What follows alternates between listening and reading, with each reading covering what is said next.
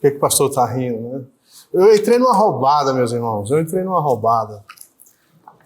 Nós temos um grupo dos homens que se reúnem uma vez por mês. Geralmente é churrasco que a gente faz, né? E ontem tivemos um churrasco. Era carne, refrigerante. Alguém deu a ideia de trazer farinha. Era carne, refrigerante e farinha. Saímos de lá estufados, né, cheios. Mas, obviamente, que a reunião tem o objetivo de estudarmos a palavra de Deus, de termos comunhão. E no grupo dos homens, especialmente no WhatsApp, surgiu algumas questões sobre política. E isso me fez refletir, tive o desejo de trazer algo da Escritura sobre esse tema. Conversei com os irmãos do conselho e eles me autorizaram, concordaram, para que nós dessemos então uma breve pausa, né, no livro de Atos. Na verdade, só esse domingo, se Deus assim nos conduzir. Depois nós retornaremos ao livro de Atos. E eu quero, as crianças que quiserem desenhar, hoje o desenho vai ser bem tranquilo. Vocês querem desenhar, crianças? Sim. Aê, beleza. Então o desenho é o seguinte, você vai desenhar para mim uma moeda, tá?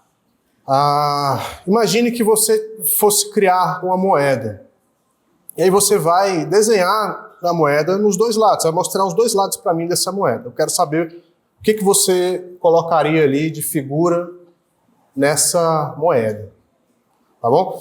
Conquanto cada vez mais está difícil, né, termos moedas físicas, agora é tudo digital, né? As moedas, o dinheiro, a gente não pega mais no dinheiro, mas as crianças dessa geração ainda sabem o que é uma moeda de metal. Então você desenha para mim a moeda, tá certo? Mostra para mim o que você colocaria de imagem na moeda.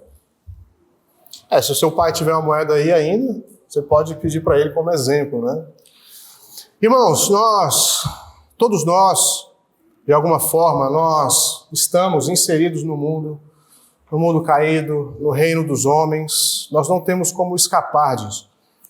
E todos nós também temos notícias, ou tivemos notícias de questões políticas dos últimos dias. Nós estamos aí nos encaminhando para o nosso terceiro presidente preso. Terceiro presidente recentemente preso pela justiça. Nós vimos recentemente também nos jornais, nas notícias, um jovem ativista tomando um tiro no pescoço em plena universidade. Isso tomou conta dos jornais de todo mundo, e óbvio que deveria tomar conta. E a questão é como que o cristão se posiciona, como que um crente deve viver nesse mundo. Nesse mundo que, como eu comentei, é um mundo onde nós vivemos com os pés aqui nessa terra, mas com a nossa cabeça nos céus. Nós temos uma identidade brasileira, da nossa nacionalidade, mas a nossa identidade maior não pode ser essa identidade que a gente carrega no bolso, mas é a nossa identidade da alma, do coração, de que nós somos de Cristo Jesus.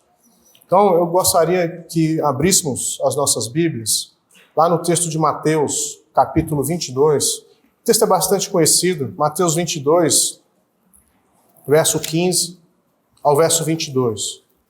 Mateus 22, 15 ao 22.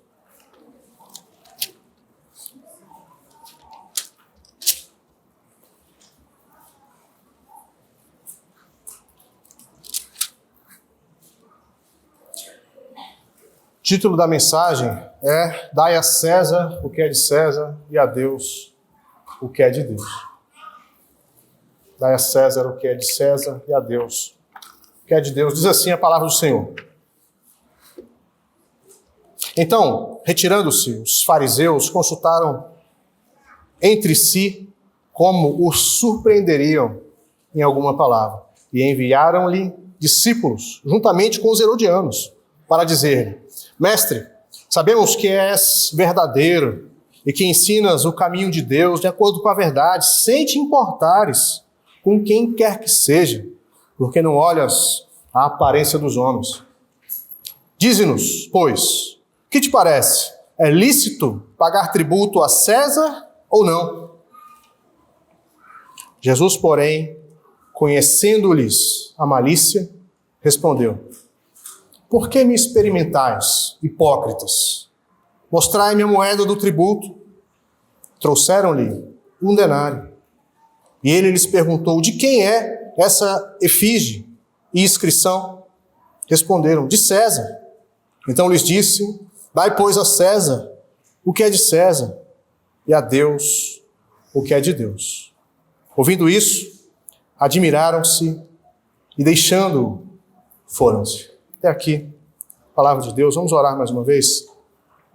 Deus, nesse momento nós clamamos a Ti, pela Tua graça, pela Tua misericórdia e pelo Teu Santo Espírito, para que possamos ter a nossa mente iluminada pela Tua palavra, possamos compreender, ó Deus, a Tua Sagrada Escritura, e que isso possa alterar, mudar a nossa vida, aquilo que precisa ser mudado, Pai. Ser conosco, nos abençoe nesse momento e oramos assim para a glória de Jesus. Amém. Amém. Dai a César o que é de César e a Deus o que é de Deus.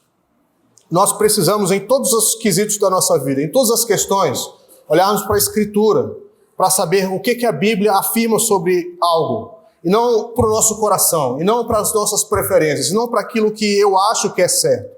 O cristão verdadeiro, o cristão autêntico, o cristão que tem crescido à imagem de Cristo, ele busca a verdade em Deus, a realidade nas coisas de Deus, na palavra de Deus. Isso vale para todas as esferas da nossa vida. Em questões políticas, da mesma forma, nós precisamos nos voltar para a Escritura, para saber como votar, qual a melhor forma de votar, como devemos nos portar diante dessas tensões, diante dessa polarização, a palavra comum que nós temos também no nosso tempo, polarização. E nós precisamos, acima de tudo, irmãos, de sabedoria para vivermos, para transitarmos nessas questões. Quantos aqui tiveram amigos que se afastaram ou conhecem amigos, parentes que se afastaram por questões políticas? Você brigou com alguém por questões políticas? Você deu um mau testemunho por questões políticas? Você ofendeu alguém por questões políticas? Você levantou a bandeira de um partido político mais do que a bandeira de Cristo? Como que a política mexe com o seu coração? E aí eu vou um pouco mais profundo. Como que Cristo mexe com o seu coração? A política, obviamente, ela é importante. Ninguém pode negar isso. Mas esse texto nos ensina, nos mostra que o reino de Deus está acima disso tudo. Que a nossa responsabilidade, a nossa identidade para com Deus supera todas essas coisas. Está acima de tudo isso. Então, esse texto, nós olhamos para ele e conseguimos sim extrair verdades, princípios, direção para a nossa vida em relação a essas questões dos nossos dias. A Bíblia ela é fantástica por conta disso, porque nós conseguimos achar respostas para muitas coisas da nossa vida. Obviamente nós não temos todas as respostas, mas aquelas que são importantes, Deus colocou luz na nossa vida, luz para que nós possamos caminhar nesse mundo tenebroso, nesse mundo de trevas. Esse momento, essa cena que nós acabamos de ler aqui, ela se desenrola em Jerusalém, no final do ministério do nosso Senhor Jesus Cristo. Jesus, se nós observarmos as parábolas anteriores que ele conta aqui, especialmente capítulo 21, nós vamos ver que a tensão entre Jesus e os líderes religiosos já estava no ápice. E Jesus, ele condenava aqueles líderes. Jesus, ele falava a verdade, ele contava as suas parábolas, especialmente criticando aqueles líderes, mostrando ou escancarando a hipocrisia deles. Então, Jesus está aqui nos seus momentos finais, Jesus está em Jerusalém já encaminhando-se para a cruz, para ser traído por um dos seus discípulos, para ser injustamente julgado, condenado, torturado, pendurado no madeiro, morto e ao fim ressuscitado. Ele está então encaminhando para o fim do seu ministério terreno. E os líderes aqui então religiosos, eles vão buscar uma forma de colocar Jesus em uma situação ruim. Eles vão tentar Jesus, eles vão colocar uma armadilha para Jesus, para que Jesus então assim caísse. E aqui nós temos dois grupos políticos, um grupo religioso e um grupo político se unindo para pegar Jesus. É interessante, isso me lembra muito o texto de Josué, capítulo 5. O Josué é o livro que vem depois do Pentateuco, depois de Moisés, e Josué ele é responsável por levar o povo a entrar na Terra Prometida. Josué vai ser um grande general, vai liderar o povo de Deus nas suas batalhas. E aí Josué está liderando o povo, ele vai para Jericó, e ali o texto vai dizer que aparece um homem com uma espada. E é um anjo, não é um homem, mas... E Josué chega para esse homem, para esse anjo, e pergunta: você é dos nossos ou deles? Mais ou menos assim, você está com a gente ou está com eles? E a resposta do anjo, irmãos, Josué capítulo 5, verso 14. Josué pergunta: você está conosco ou está com eles? O anjo fala assim: não. Não. Eu sou do exército de Deus, do Senhor. Isso me mostra, ou me ensina algo aqui sobre o ministério de Jesus. A missão de Jesus é implantar o reino de Deus. Né? Será que... Eu fiquei me perguntando, depois que eu propus trazer esse sermão, eu falei, entrei numa roubada. Né? E aí vários pensamentos se desdobraram. Será que Jesus ele se consideraria de direita ou de esquerda? Você já parou para pensar sobre isso? Essa é a grande polarização que nós temos no nosso tempo. Direita ou esquerda? Direita ou esquerda? Eu creio que Jesus diria o seguinte: não, eu sou do céu. Eu sou do céu. Com isso eu não estou dizendo que Jesus não teria mais um alinhamento com alguns princípios de algum lado ou de outro, não é isso. Mas a missão de Jesus não é ser um político. A missão de Jesus não é ir até César e escrever alguns documentos e... Você é de direita ou de esquerda? Não. Eu sou do céu.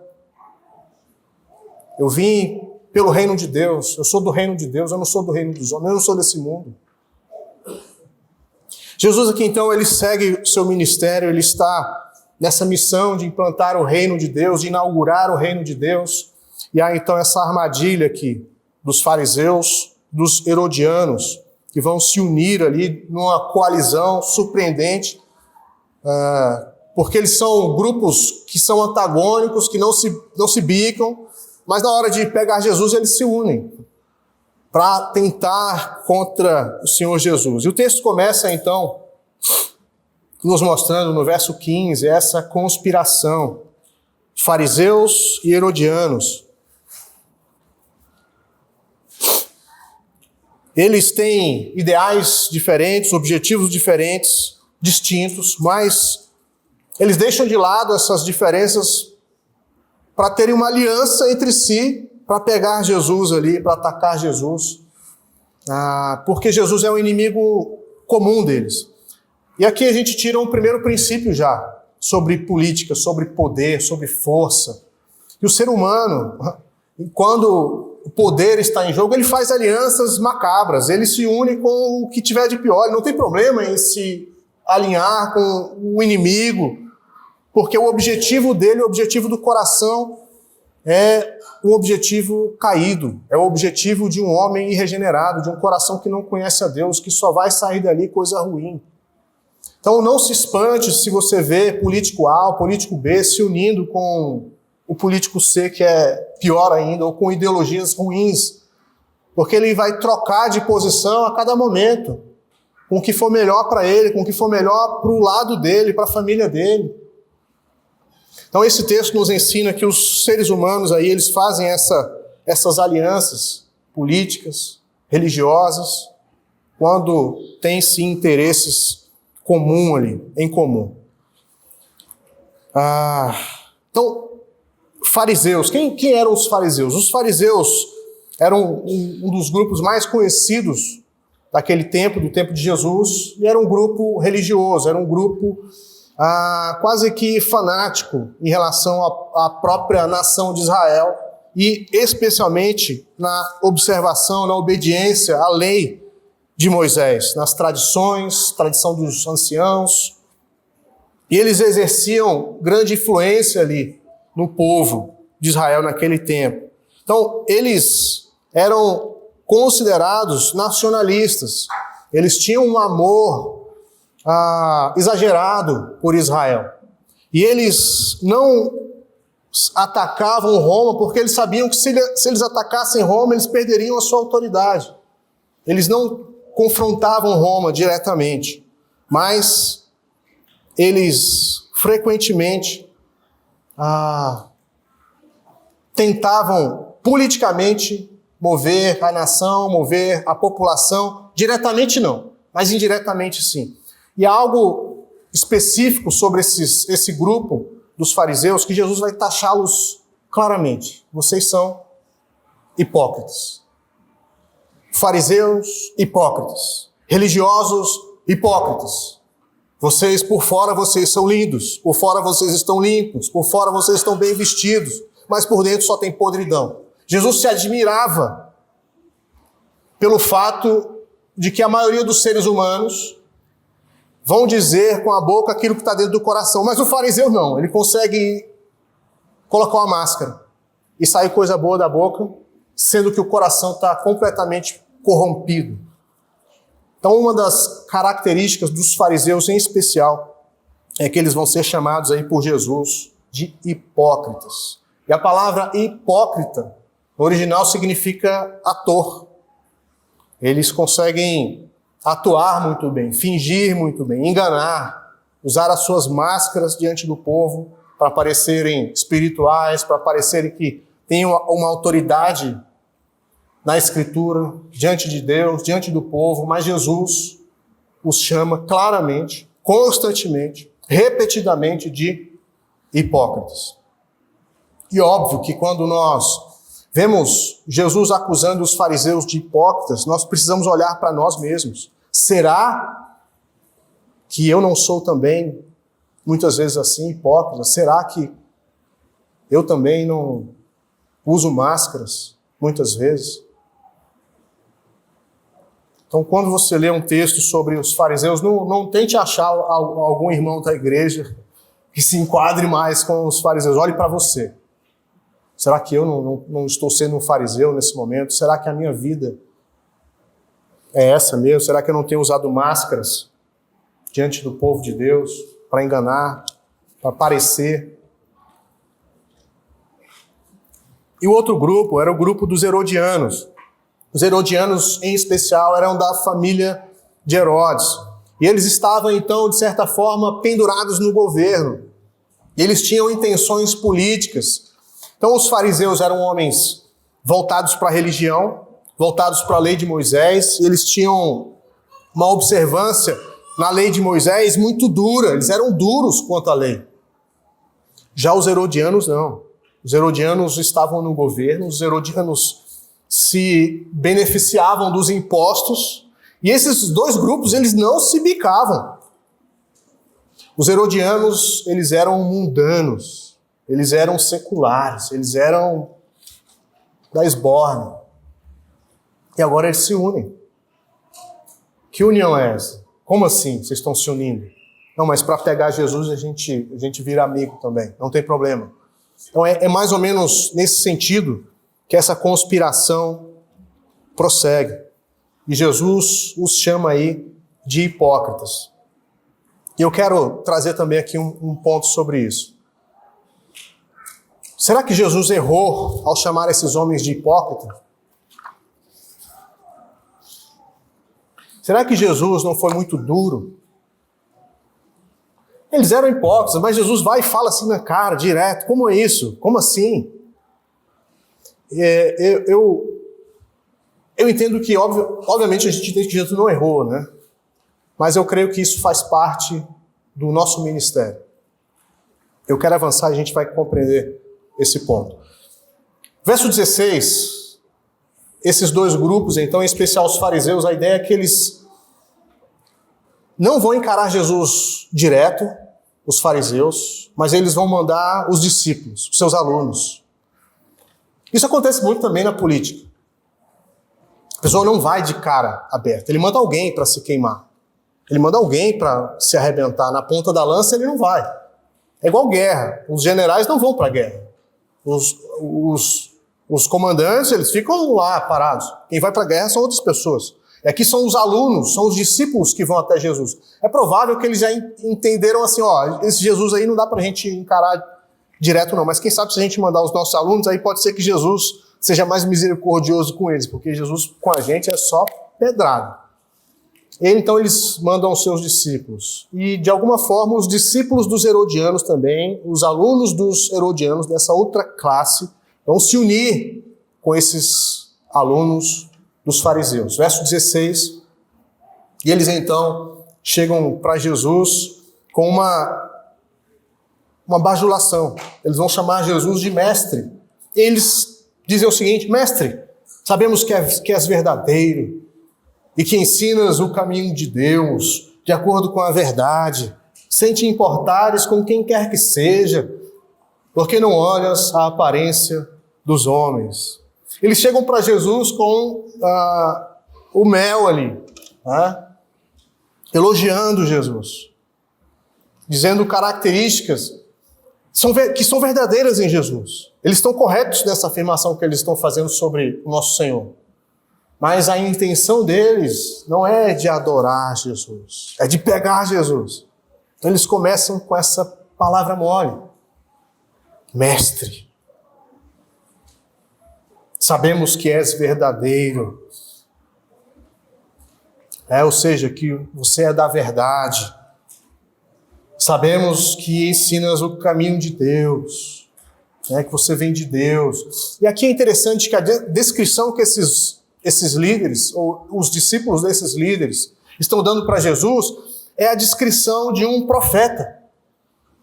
Esse é o papel do profeta. O papel do profeta é ser verdadeiro,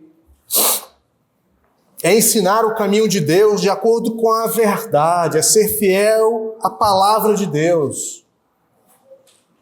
E aí ele diz, sem te importares com quem quer que seja. Não importa se é o rei, não importa se é o vassalo, não importa a aparência da pessoa. A palavra é a mesma. Isso é o profeta, é isso que o profeta faz. Não foi isso que João Batista fez com o rei Herodes? Você está em adultério. Você está errado. Quantos de nós teremos coragem de apontar o dedo na cara do rei Herodes e dizer que ele estava errado? João Batista foi fiel à verdade. E os profetas de Deus do Antigo Testamento, os homens de Deus do Novo Testamento, têm essa função profética, têm esse papel de denunciar o pecado, de observar a situação e condenar aquilo que é errado. Então, muitas vezes, por preferências políticas, eu distorço a verdade. Não, o homem que eu votei, a mulher que eu votei, você tem que entender. Peraí, ele fez aquilo de errado, mas como assim mas? Não tem mas. O que é errado é errado, o que é certo. Então, cuidado, para que a sua preferência política não te segue em relação às injustiças, em relação ao que é certo e o que é errado. Então, o nosso papel não é agradar aos homens, não é adequar a verdade a uma pessoa, a minha preferência. Nós temos um papel profético, a igreja precisa retomar isso, precisa incomodar e denunciar o que é errado, independente do partido político. Esse é o papel do profeta. Esses homens aqui, então, apesar de chegarem com essa adulação, essa bajulação para Jesus, eles estão dizendo algo verdadeiro. E é sim a descrição de um profeta. E Jesus é dessa forma. Jesus não tem problemas. Jesus não vai se amoldar aos homens nesse sentido, em dizer algo para agradar alguém. A pior coisa que nós podemos fazer é querer agradar todas as pessoas, agradar todo mundo. Isso políticos fazem constantemente, porque isso é capital político. Desagradar as pessoas não dá ibope, desagradar as pessoas é ruim, então está todo mundo correto, todo mundo certo, não tem uma divisão clara do que é certo e do que é errado. A pergunta que eles fazem para Jesus é a seguinte, verso 17. Diz-nos, pois, que parece, é lícito pagar tributo a César ou não? A pergunta que eles fazem é uma pergunta capciosa, é uma pergunta que deixaria Jesus numa sinuca. Jesus, se não fosse Jesus, teria caído na armadilha. É mais ou menos o seguinte, olha, Jesus, diante da lei, diante de Deus, é certo pagar imposto para César? E qual que é a questão? Se Jesus dissesse, sim, é certo pagar tributo a César, todos aqueles que buscavam essa nacionalidade, que entendiam que Israel era o povo de Deus, ficariam contrários a Jesus. Poxa, Jesus está dizendo então que César, esse governador ímpio, pagão, que esse reino desses homens aí, nós estamos juntos com eles. E se Jesus dissesse, não é certo pagar tributo a César, os herodianos na mesma hora iam denunciar Jesus de revolucionário. Uma revolução, esse homem está ensinando a não pagar tributo a César. Ele está propagando aí que a gente deve dar o calote no governo, não pague tributo. Então, qualquer resposta de Jesus nesse sentido seria negativa. E Jesus percebe a malícia desses homens. Verso 18, Jesus, porém, conhecendo-lhes a malícia. É impressionante como Jesus tem esse conhecimento, essa sabedoria em todo o seu ministério. Jesus conhece o coração do ser humano, Jesus conhece a intenção do homem, Jesus conhece aquilo que está lá no profundo da alma dele. Aquilo que saiu da boca é uma coisa, mas Jesus dizendo, eu conheço a sua malícia, eu sei para que você veio. Jesus conhece cada um de nós. Jesus conhece o nosso coração. Jesus conhece aquilo que temos passado, aquilo que vamos passar. Jesus é aquele que tem todo o conhecimento e toda a sabedoria do universo. E aqui a ideia de perversidade, a ideia de uma intenção ruim, de uma intenção maligna, uma intenção de pegá-lo, de capturá-lo, uma intenção oculta. Jesus conhece essas pessoas. E aí Jesus, então, verso 18, por que me experimentais, hipócritas? Por que vocês estão me testando? Por que vocês estão armando essa situação para mim, hipócritas? E aí a resposta de Jesus é com a moeda. E aí, creio que é o ensinamento principal aqui desse texto, para nós, para os nossos dias, para esse momento que temos vivido. Jesus, então, diz para eles, mostrai-me a moeda do tributo. Mostrem-me a moeda em que se paga o imposto. E a ideia é mais ou menos que Jesus perguntou para eles, cadê? Vocês têm uma moeda aí, não? Me mostra a moeda. E eles sacam do bolso a moeda. Né? E quando eles fazem isso, eles já estão mostrando assim que, não, mas nós já estamos inseridos nesse sistema romano, nós já estamos cumprindo esse propósito no reino dos homens. Israel já está debaixo de Roma. A moeda é dos romanos. Isso aí que você acabou de tirar do bolso pertence a esse estado. Então Jesus, só nessa, me dá a moeda aí, já desarmou. E eles então tiram ali a moeda. E Jesus diz, verso 20, de quem é essa imagem? Uma tradução aqui para nós. De quem é essa imagem em inscrição? E ali então, nessa moeda, havia a imagem do imperador. E havia um escrito embaixo, dizendo imperador tal, filho divino de César, filho divino de Augusto, ou seja, um semideus. Essa moeda tinha então essa imagem do imperador. E Jesus então prossegue. De quem é essa imagem, essa inscrição? Eles respondem, de César. É do governo romano, é do imperador romano, é do imperador pagão. É do nosso inimigo. E aí a resposta de Jesus então em toda a sua sabedoria é: dai, pois, a César o que é de César. Essa moeda é de quem? Quem tem a imagem é de César, então dá para ele. Devolve para ele. E dai a Deus o que é de Deus.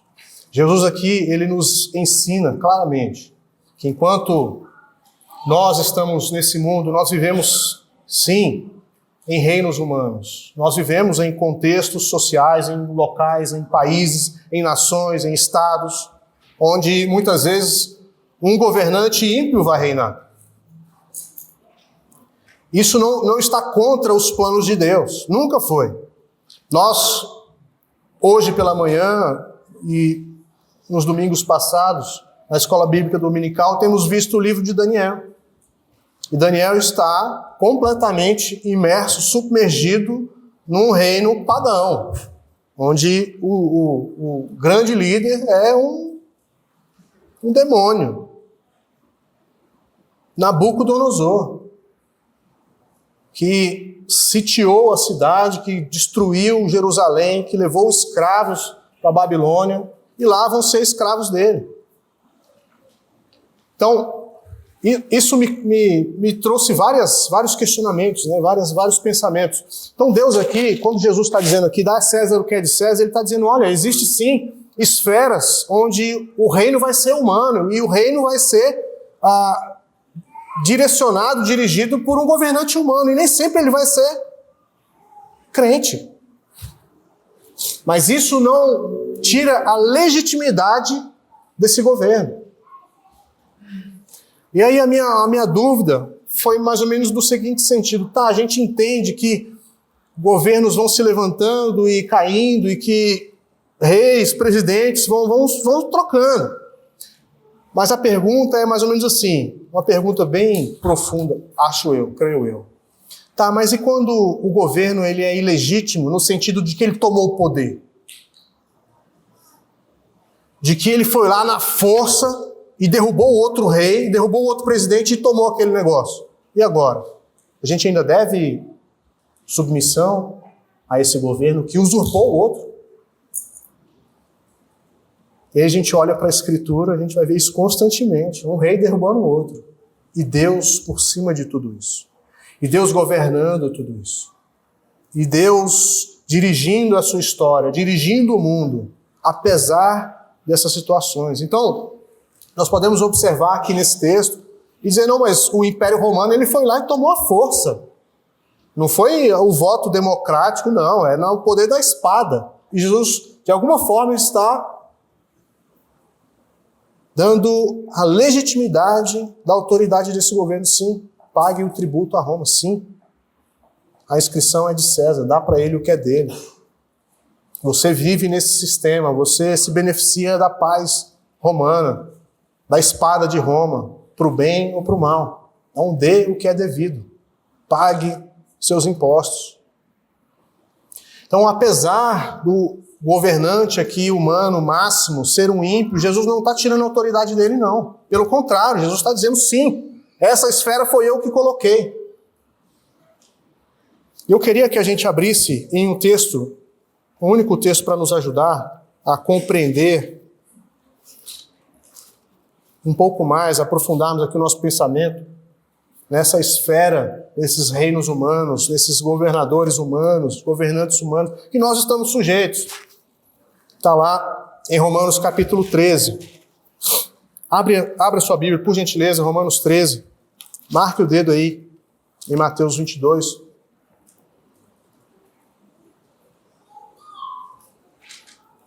Romanos 13. A partir do verso 1. todo homem esteja sujeito às autoridades superiores. Aqui uma outra tradução seria toda alma, todo ser vivo, todo ser humano esteja sujeito às autoridades superiores, porque não há autoridade que não proceda de Deus. O ponto aqui é Deus, não é simplesmente a autoridade, mas é Deus quem colocou essas autoridades. Esteja sujeito a todas as autoridades, porque Deus colocou ela lá. Seja pelo voto democrático, seja pelo golpe de Estado, seja por uma invasão, Deus está governando todas as coisas. Isso não quer dizer que Deus então está legitimando tudo que aquele governante faz. Não é essa a ideia. Isso é muito importante nós compreendermos, irmãos, porque aqui nós temos a soberania de Deus completa. Não interessa, não é que não interessa, mas não importa, em última instância, quem está sentado na cadeira do rei. Porque nós conhecemos aquele que está sentado no trono dos céus. E Deus muitas vezes permite, sim, esses homens subirem, tomarem o poder e muitas vezes agirem com maldade, com mão de ferro, com coração ruim. Deus permite. Isso não quer dizer que Deus é injusto. Muitas vezes Deus, lá na frente, Deus vai derrubar esse governante e vai estabelecer outro. Lá na frente Deus vai mostrar a glória dele. E quando Deus quer se revelar a um governante ímpio, ele faz, assim como fez com Nabucodonosor. Tem o domínio completo da situação. As rédeas estão nas mãos do Senhor. A Bíblia é categórica quando ela afirma: o Senhor reina. O Senhor é quem reina, não é o homem. O homem vai passar. Esse governador vai passar. Isso aí vai ficar para trás. Mas esse texto nos ensina, então, a darmos às autoridades aquilo que é devido. Ele diz o seguinte: não há autoridade que não proceda de Deus. Essa autoridade começa dentro de casa. Filhos, honrai pai e mãe, obedecei pai e mãe, porque é a primeira autoridade que Deus colocou. Pastor, mas meu pai não é crente, meu pai, ele me dá um trabalho danado, você vai honrar ele como seu pai, porque foi Deus que colocou ele lá. Pastor, mas o meu pai e minha mãe, você vai honrá-la em todas as coisas que dizem respeito ao Senhor. Se o seu pai disser para você mentir, você vai desobedecer o seu pai. Se o seu pai disser para você, ou te ordenar fazer uma injustiça, aí sim você vai desonrar o seu pai. Porque em primeiro lugar é Deus. Então, esse princípio ele se aplica às autoridades. Nós vamos obedecer às autoridades enquanto as autoridades não forem contrárias à minha adoração a Deus, ao meu culto a Deus, aos meus valores que eu tenho na palavra de Deus ao Senhor. Então nós vamos obedecer às autoridades. Você vai pagar imposto sim, porque se você não pagar imposto, você vai ser preso, você vai ser judicializado, você vai piorar a sua vida. Você vai dar um testemunho pior ainda nesse mundo. Pastor, mas estão nos estrangulando com impostos. Irmão, eu sei, é difícil, é ruim, mas nós devemos pagar a César o que é de César. Não concordamos, nós vamos, por meio daquilo que nos é dado, eleger homens que nós entendamos, mulheres que nós entendamos que vão de alguma forma melhorar essa nação, essas situações, essas leis, mas o nosso papel não é a desobediência civil. Nesse ponto, não. Agora, se o Estado, se o rei, se o governador mandar nós fecharmos as portas e rasgarmos as nossas Bíblias e aqui no nosso meio começarmos a fazer casamentos homossexuais, aí nós vamos desobedecer. E aí a liderança da igreja precisa ser a primeira a colocar na frente. Não, aqui não. Aí o Estado atropelou o seu limite, daqui para lá, da porta para lá. Então nós somos submissos às autoridades, enquanto elas não nos ordenam a desobedecermos ao Senhor. Importa antes obedecer a Deus do que aos homens. Foi o que os apóstolos disseram aos líderes da nação judaica quando mandaram eles se calarem, não anunciarem esse Jesus ressurreto. E eles então passam a desobedecer às autoridades. E ali é uma virtude, e ali é algo que nós devemos imitar. Então, irmãos, voltando ao nosso texto, esse texto de Romanos, depois eu quero que você, na sua casa, você leia ele com calma. Aqui nos mostra qual é a função do Estado, como que Deus deu essa autoridade ao Estado, o que o Estado deve fazer. Ele vai dizer aí no verso 3, porque os magistrados não são para temor quando se faz o bem, sim quando se faz o mal. Queres tu não temer a autoridade, faz o bem e terá o louvor dela. Visto que a autoridade é ministro de Deus, visto que a autoridade é diácono de Deus, é serva de Deus. Então, basicamente, o que Romanos aqui nos mostra é que nós devemos submissão às autoridades e que as autoridades elas precisam refrear o mal e louvar aquilo que é bom. Os nossos governadores, os nossos governantes, eles precisam lutar contra o que é mal e promover o bem. Basicamente é isso que as autoridades devem fazer. Pastor, então, por onde vai caminhar o seu voto? Vai caminhar nessa linha. Aqueles que estão declarando que vão praticar o que é bom, que vão se alinhar com aquilo que eu entendo na Escritura, é para essa linha que eu vou votar. Eu não vou votar em alguém que está anunciando claramente que vai fazer algo que é contrário à Escritura. Eu não posso votar nessa pessoa, que é contra a palavra de Deus, que está dizendo um exemplo simples apenas. A pessoa é a favor do aborto. Eu não votarei nessa pessoa. Por quê? Porque eu entendo que Deus é o autor da vida. Porque eu entendo que a vida é uma bênção. Porque eu entendo que isso é um processo que Deus concedeu ao homem, à humanidade, de ter filhos. Então, a autoridade ela precisa caminhar refreando o mal, reprimindo aquilo que é mal, porque os seres humanos precisam desse tipo de freio. E Deus usa, então, os governantes nesse sentido. Voltando para o nosso texto e para finalizar, Jesus, então, ensina que nós temos compromissos com César. Nós temos afazeres com o reino dos homens, que nós devemos ao reino dos homens. E aí ele coloca que nós devemos dar a Deus o que é de Deus. E aqui o ponto é essa palavra imagem. Qual que é a imagem na moeda? A imagem de César. Então dá a César o que é de César, mas a Deus o que é de Deus. É como se Jesus estivesse dizendo implicitamente, essa moeda tem a imagem de César, dá para ele. Mas você tem a imagem de Deus. Então dê a Deus toda a sua vida. Em primeiro lugar, antes de César, é Deus. A nossa prioridade é com o reino de Deus. A nossa prioridade é com o Evangelho. A nossa prioridade é com a edificação da igreja, é com o plano divino. Com isso não estou dizendo que nós não devamos nos envolver na política. Volto a dizer que do nosso meio, que dos nossos filhos, nossos amigos, surjam homens, mulheres que vão ser bons parlamentares, que vão ser bons deputados, senadores, presidentes. Se Deus assim nos abençoar, amém. Que seja um homem de Deus, que seja alguém que teme ao Senhor. Mas a igreja como um todo não vai se envolver na política. A instituição, a igreja que nós estamos aqui, presbiteriana do Brasil, não vai levantar aqui uma bandeira de um político. Jamais. Jamais.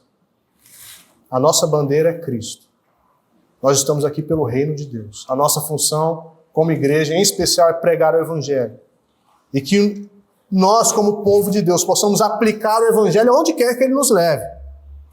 Então, basicamente, o que nós fazemos como igreja é aplicar o Evangelho aonde quer que eu esteja. Na música, na arte, na escola, no trabalho, na política.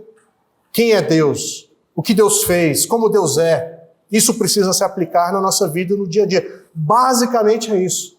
É aplicar o Evangelho no dia a dia, em todas as esferas. Então, esse texto nos ensina que nós temos obrigações com o reino dos homens, mas acima disso, a nossa obrigação é com o reino de Deus. Nós somos criados à imagem de Deus.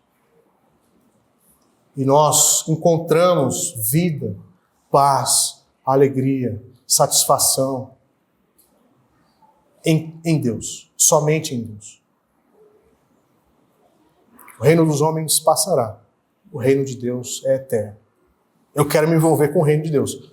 Eu quero que a nossa política, que o nosso governo seja cada vez melhor. Óbvio que eu quero. Mas a minha lealdade maior não é por um partido político, não é por um político específico. É por Cristo Jesus. Que Deus possa nos dar sabedoria, Deus possa nos dar graça para vivermos nessa tensão, para sermos homens e mulheres que agem principalmente, primeiramente, no reino de Deus, que levantam a bandeira de Cristo em primeiro lugar, do Evangelho. Nós cremos que é a pregação do Evangelho que salva a alma da pessoa. Não é um governante X ou Y que vai fazer uma transformação espiritual no coração humano. Isso é o poder do Evangelho. E um outro risco que nós caímos é da idolatria em relação à política. É acharmos que a salvação vem da política. Que se não for o meu candidato, se ele não ganhar, acabou o mundo. Se ele não ganhar, e agora, meu Deus, o que vamos fazer? Voltamos à afirmação de Isaías. Eu vi o céu aberto e alguém assentado no trono. Santo, santo, santo é o Senhor dos Exércitos. Toda a terra está cheia da sua glória. Que Deus nos abençoe. Vamos orar? Pai, nós te agradecemos, te bendizemos. Obrigado porque o Senhor nos ensina, o Senhor nos instrui em todas as coisas, todas as esferas da nossa vida. O Senhor tem uma palavra, uma direção, um conselho para nós. Obrigado porque o Senhor tem nos aberto os olhos, especialmente para enxergarmos em Cristo Jesus o verdadeiro, o único, o Rei dos reis e Senhor dos senhores. Abençoa o teu povo aqui presente. Dá-nos graça, sabedoria, que possamos, ó Deus, lidar com pensamentos contrários em relação à política, mas que o nosso testemunho seja como o de Cristo, que o nosso testemunho seja como dos profetas, ó Deus, dos homens de Deus, dos homens do Senhor. Que possamos ter como prioridade na nossa vida o teu reino e não o reino dos homens, um reino eterno e um reino inabalável. Oramos assim, em nome de Jesus. Amém. Amém.